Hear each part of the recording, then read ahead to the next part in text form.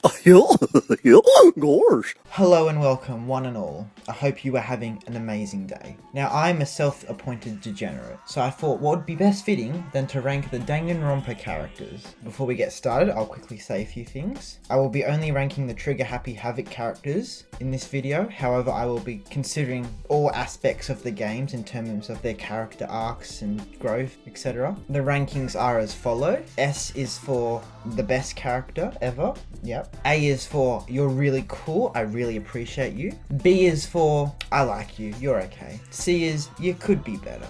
And D is I don't really like you. However, quick warning, if they go in D, that does not mean I hate them. I do not hate any of the characters from the first game. The hatred definitely rises much later in the series, however. Now, with that out of the way, let's get started. And what's best to start off with the absolute sex icon, Monokuma. This lovable teddy bear did nothing wrong. All of his actions were completely justified. He's such a humorous and amazing character. You just can't resist loving him. Straight away, S tier. He's just a lovable Care Bear. Aoi Asahina. She's alright. She's nice girl, nice positive outlook on things. Very excitable, very happy-go-lucky. Nothing too bad with her. However, she did slap the shit out of Byakuya. That earns her into A tier. Speaking of the dickhead, Byakuya Togami. Daddy Longlegs here will look down at you no matter who you are.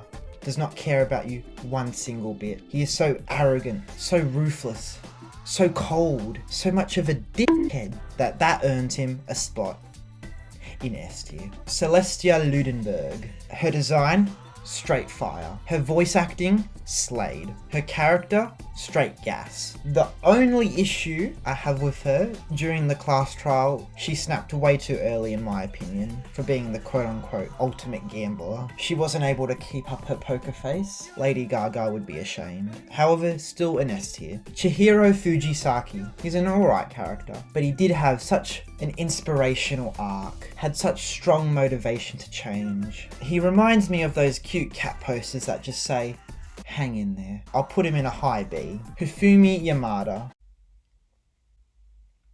You have no shame, do you, mate? What else is there to say about Hifumi? I don't really like the hamster face design. He's your typical weeaboo character. However, he has got the badass title of the Alpha and the Omega, so I think they'll put him in A. No, I'm just kidding, we'll put him in C. Junko Enoshima, the queen herself. She sure does make you think. She is a very interesting and fun character, I will admit. Very calculating, very sporadic, we shall say.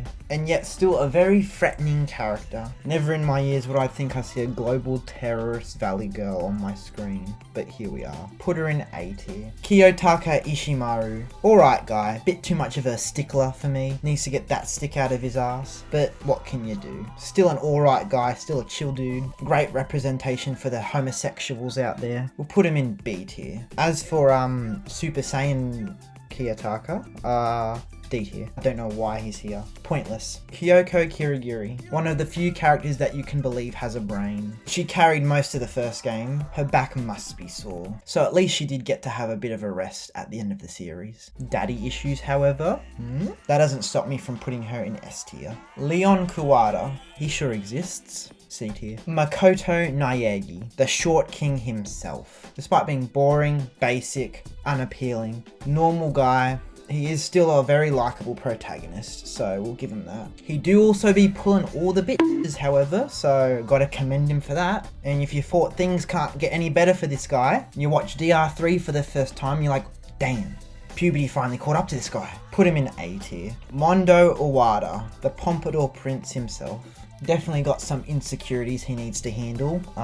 Very short-tempered, very prone to violence, but still an okay guy. Seeing a ripped Taka in the sauna definitely awakens something in him. Don't lie, buddy. He is also voiced by Hawkmoth himself, so we'll put him in up B. Mukuro Ikusaba. The 16, she was mainly a plot device in the first game, so there's not much to go off her really. However, then you get into the spin-offs like If and Zero, where you start to learn more about her and she starts to become much more of an interesting character with her dynamic with Junko and her backstory and how she acts. But then DR3 steamrolls all over that and makes it very in your face and very uncomfortable, and I didn't like that. So, however, I will put her in A, because besides the weird stuff with Junko, I think she's a really interesting character. Sakura Ogami, best character. S tier straight up. One of the coolest characters in the whole franchise. First going into the game, I thought I wouldn't like her. I thought she'd be some wise, introverted character.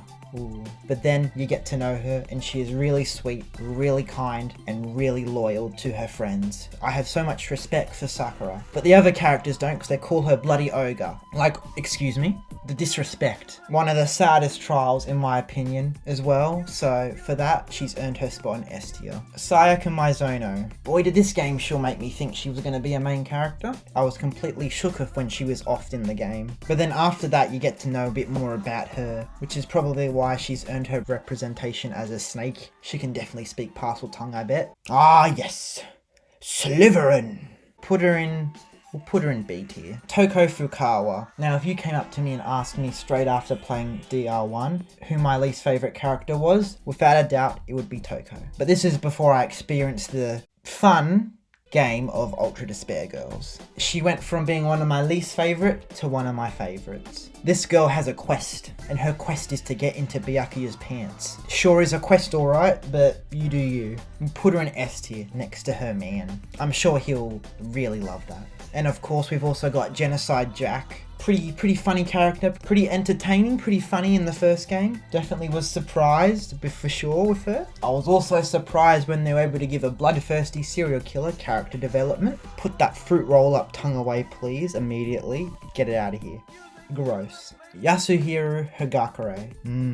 The most irrelevant character in the whole series. That's a stretch. Maybe.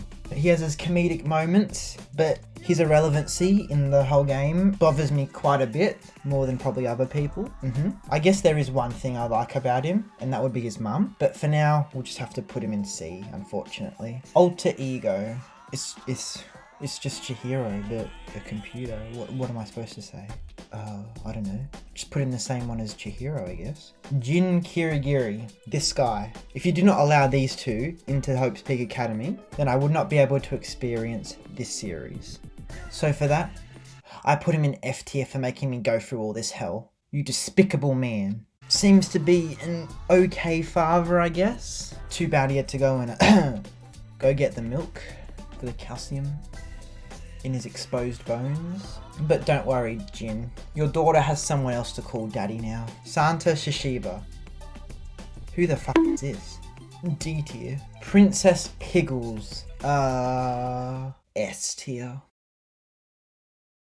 Okay, that is all. We are done with the first game's cast. Thank you so much for watching. Leave your own opinions on these characters in the comment section. I would love to see your own based opinions on these characters. And I think that is all for now. Farewell.